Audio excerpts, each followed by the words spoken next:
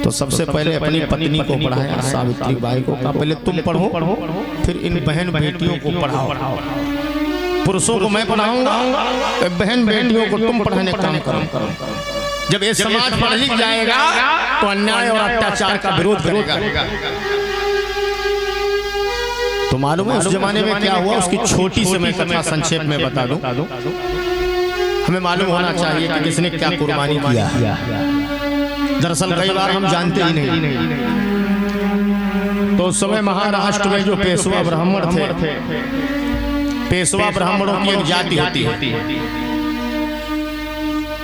तो पेशवा ब्राह्मणों ने कहा कि माली का लड़का जो पढ़ाने का काम कर रहा है, इसका काम है ही नहीं, इसका तो काम फूल तोड़ना बेचना है। क्योंकि वो माली जात में पैदा हुआ, जात का लोग काम करते थे। तो पेशवा ब्राह्मणों ने जाकर के ज्योतिबा फूले के घर में शिकायत किया। ज्योतिबा फूले के पिता का नाम क्या था? गोविंदराव फूले। तो गोविंदराव फूले से जाकर शिकायत किया और कहा गोविंद अपने लड़के को डांट। तो कहा क्यों? कहा क्योंकि ये धर्म के खिलाफ काम कर रहा है। बोले क्या? बोले पढ़ने पढ़ाने का काम तुम्हारा काम नहीं, ये तुम्हारा लड़का धर्म के खिलाफ काम कर रहा है, इसको हटा। धर्म के साथ खिलवाड़ करेगा तो धर्म की रक्षा करना हम जानते हैं। वैदिक धर्म के ग्रंथों में लिखा है कि धर्म के लिए अगर हिंसा भी हो जाए तो हिंसा नहीं होती।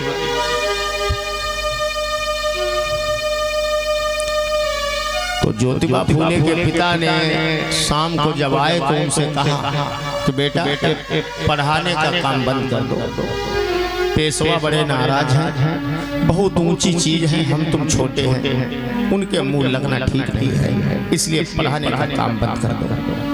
ज्योतिबा फूले ने कहा पिताजी ये काम तो तभी बंद हो सकता है जब हमारी सांसें बंद हो जाए। ये बड़ा जवाब था, एक पुत्र का पिता के लिए बड़ा जवाब। ज्योतिबा फूले ने कहा 3 दिन का समय देता हूं और 3 दिन के भीतर ये पढ़ने का काम बंद कर दो। 3 दिन बीत गए, चौथे दिन फिर पढ़ाने चले गए। जब शाम को लौट के आए तो पिता ने कहा इधर मेरे कहने के बावजूद तूने पढ़ाने का काम बंद नहीं किया। तुझे मालूम है मुझे जवाब देना पड़ता है। बेटा मेरा घर छोड़ दे। ज्योतिबा फूले कहते हैं रात भर का समय दे दीजिए, पत्नी है पूछ लो। ए भैया पत्नी की बिना सलाह काम नहीं करना चाहिए। पता चले तुमने वचन दे दिया किसी को, पत्नी से पूछा नहीं, और फिर बाद में पता चले घर में फिर पत्नी मना कर दे तो तुम्हारा वचन भी जाएगा और तुम्हारी इज्जत भी जाएगी, तुम्हारा सम्मान भी जाएगा। ज्योतिबा फूले कहते हैं रात भर का समय, सवेरे जवाब दे दूंगा। रात में जब पति पत्नी बैठे तो ज्योतिबा फूले, एक कथा नहीं सुना रहा हूं, ये इतिहास सुना रहा हूं। पढ़ाई कितनी महंगी थी, अब उतनी महंगी नहीं है। समय समय की बात है, एक समय वो भी था, आज भी समय है। तभी स्कूल में पांव रखने की जगह नहीं थी, और अब जगह है तो चर्बी चढ़ी है, बहुराए हैं। तब पढ़ने दिया नहीं जाता था, और अब मास्टर बुलाने आता है कि चलो। समय है, काट लीजिए जलवा, फिर का पता चला जाए, फिर न रखने वाला रह जाए समय, इंतजार करिए। ज्योतिबा फूले शाम को अपनी पत्नी से पूछा सावित्री, पिताजी ने कहा या तो घर छोड़ दो, अब अगर पढ़ाना है तो घर छोड़ो, अगर नहीं पढ़ाना तो घर रहो। सावित्री ने कहा तुम बताओ। ज्योतिबा ने कहा मेरी तो इच्छा है कि पढ़ाऊंगा। तो सावित्री कहती मैं भी साथ में हूं। फैसला हो गया, सवेरा हुआ। गोविंदराव फूले गुस्से में बैठे थे, बोले जवाब देकर जाना, ऐसे नहीं जाना। ज्योतिबा फूले ने कहा पिताजी हमें आशीर्वाद दीजिए, जो काम हम कर रहा हूँ उसमें सफल बनूं। हम आपका घर छोड़ के जा रहा हूँ। गोविंदराव फूले समझ गए कि हमें जवाब मिल गया।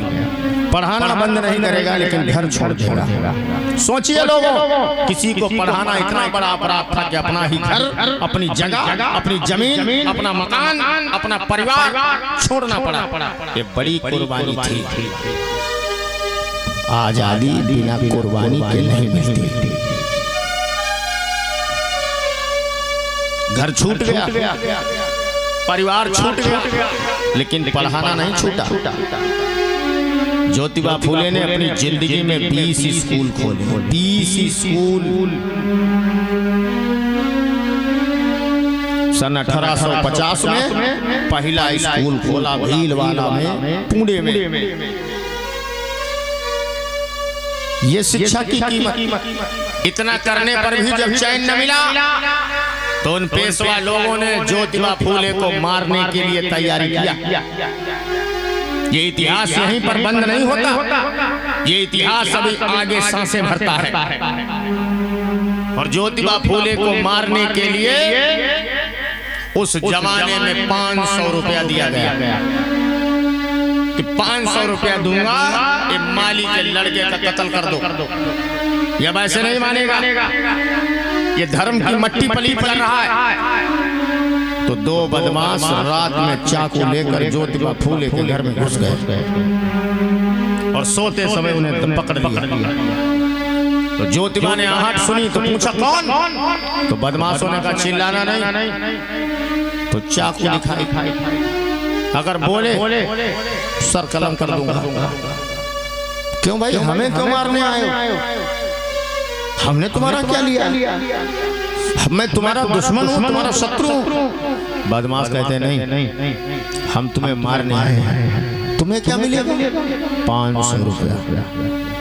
उस जमाने का 500 रुपया आज का 20 लाख रुपया हुआ। उस जमाने में 500 रुपया ज्योतिबा फूले को मारने के लिए दिया। मगर देखिए, वो जो दोनों मारने गए थे, तो ज्योतिबा फूले ने कहा कि इधर मौत खड़ी है, बच जाऊंगा तो पेशवाओं का ताना खड़ा है। तो ज्योतिबा फूले ने बड़ी हिम्मत से काम लिया। वो एक बदमाश से कहा कि तुम पढ़े लिखे हो या नहीं? बोला नहीं, पढ़े लिखे नहीं। पढ़े लिखे होते तो चाकू क्यों चलाते? तो बोले एक क्षण का समय दे दो, मैं भी आता हूं। बोले जाओ। तो भीतर गए और 2 ठोर किताबें उठा ले। 2 ठोर किताबें लाए, बदमाश के हाथ में रख दी। बदमाश कहने लगा मैं पढ़ा लिखा नहीं हूं, मैं किताबों का क्या करूंगा?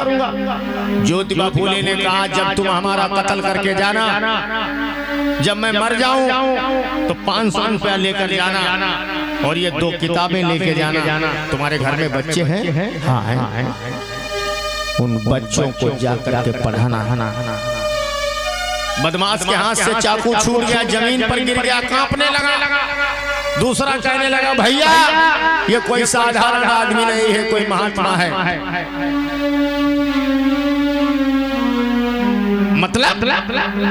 मतलब हम जिसका कत्ल करने के लिए आए हैं, जिसे मारने के लिए आए हैं, वो ये कह रहा है कि अपने बच्चों को जब मुझे मार के जाना तो पढ़ाना।